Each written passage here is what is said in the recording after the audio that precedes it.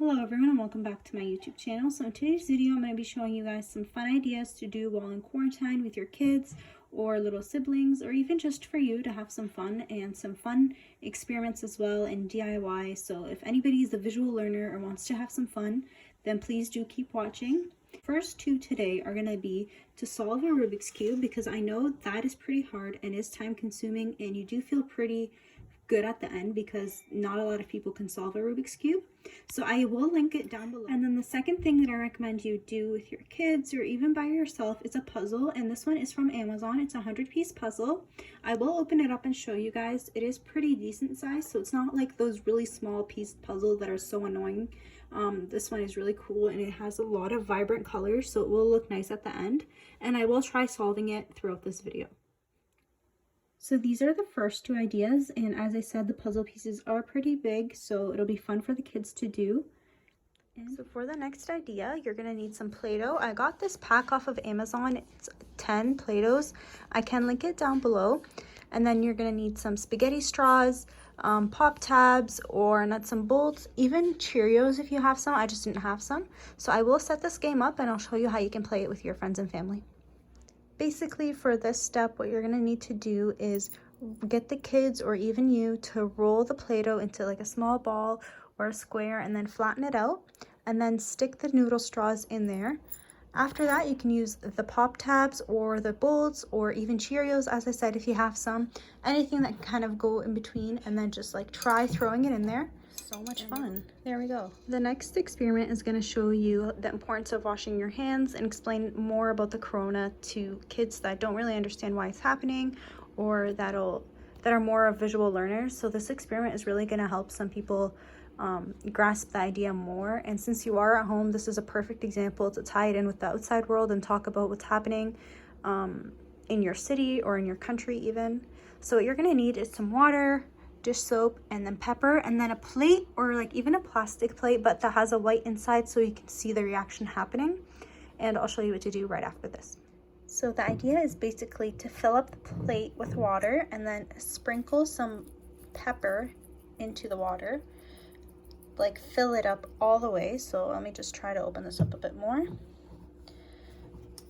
So this is probably enough. And then make sure your kids don't have allergies or won't start sneezing because of the pepper. Just a side note. So what you're going to do is you're going to ask the child to put their finger in the water and then look at it. And the whole point of the dirty finger is to show that what happens if you don't wash your hands. So I am wiping my finger off right now, and then what you're going to do is you're going to put some dish soap on your hand. And then with the small amount of dish soap, you put your hand right back in, and you see that it breaks up all the dirt away from your finger. So that shows the power of washing your hands. This is really, really cool and a fun experiment for all the kids to try out. And again, it'll show the importance of why we should stay as much as we can sanitizing our hands and cleaning and washing, even more than we did before this crisis happened. You're going to need some gloves and paint, and we are again on the same topic of washing our hands. We're going to show the kids exactly how to wash their hands and not just like put it underwater for 2 seconds and take it off. So basically what the point of this is to show with the paint all the spots that the kids are supposed to rub and where the soap is supposed to go when they are washing their hands.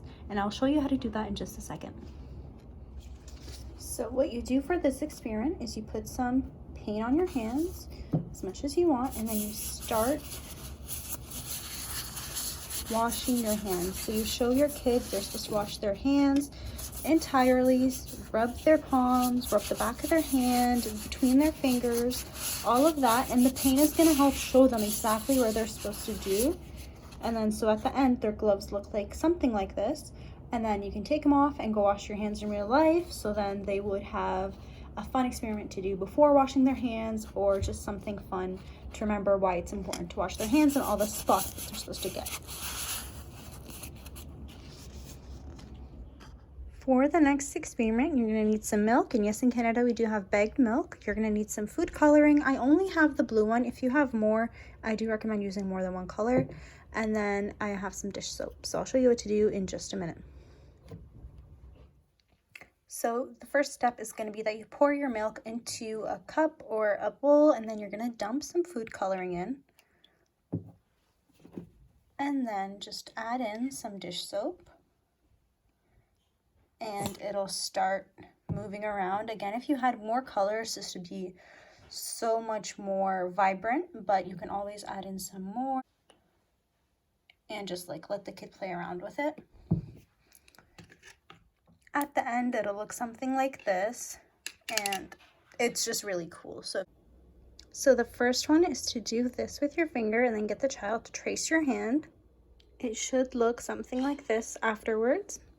And you can draw a face on. I decided to draw a rabbit on there, and it can look as put together and as sloppy as you want. It's just about having fun and playing with different cards and different colors and drawing just to waste the time. The second design / picture you should get the child to trace is do this with your fist and try to get your pinky and index finger to pop out a bit and then get them to trace it. The second one should look like this, and then you're just going to draw some eyes and a nose to make it look like a cat.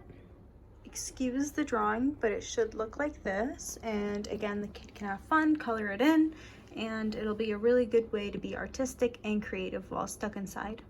And the last one I'll be showing for this part of the arts and crafts is this hand signal. So just make sure the child traces over the hand. It can be your hand, their sibling's hand, and then get ready to fill it in and color it out. It should look something like this after it is all traced out.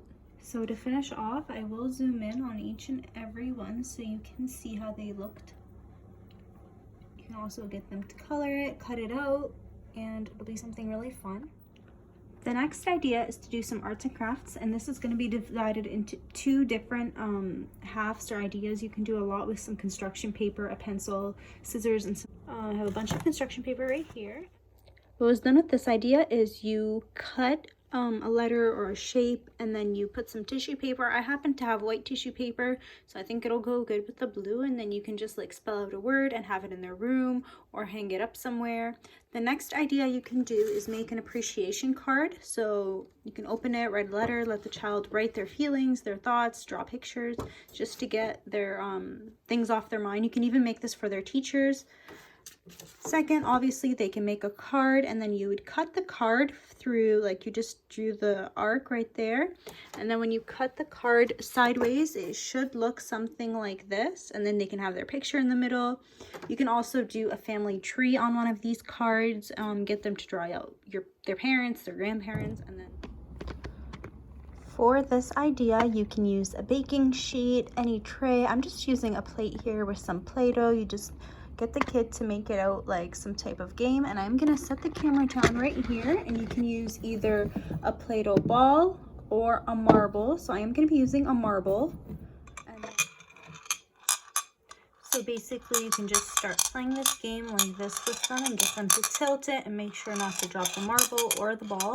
It is hard to play with one hand, but I am trying my best. So you can try to get all the sides and try to get, I'm trying to get into the bottom right, so I'm almost there.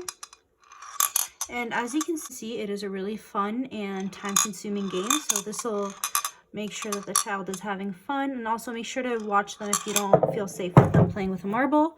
But yes, that'll be something very easy to do and fun to clean up, and the kids can reuse the Play-Doh after that.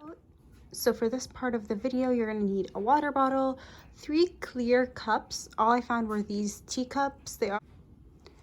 And then you're going to need a paper towel or a bunch, and then food coloring. It's good if you have more than one food coloring, because then you'll see like different colors. But I'm just going to set this up and show you how it'll look. As the final result, it should look something like this. Again, you can do it with different colors. You would just start off with clear glasses of water and then drop colors into each of the cups, and then put a tissue as a connector. Very inexpensive, really fun to do. And it should look something like this. The paper towels should start to become making a train of the different colors. It does look like a lot of blue, but it really just like dissolved in the water, so it looks like very, very vibrant. It was just only a couple drops in each one. So I'm closing off the video by showing you guys the finished puzzle. This is how it looked. Thank you guys so much for watching. Hope you liked these ideas and used some of them. Make sure to let me know down below if you want to see any more videos like this, and like, comment, share, and subscribe. Bye.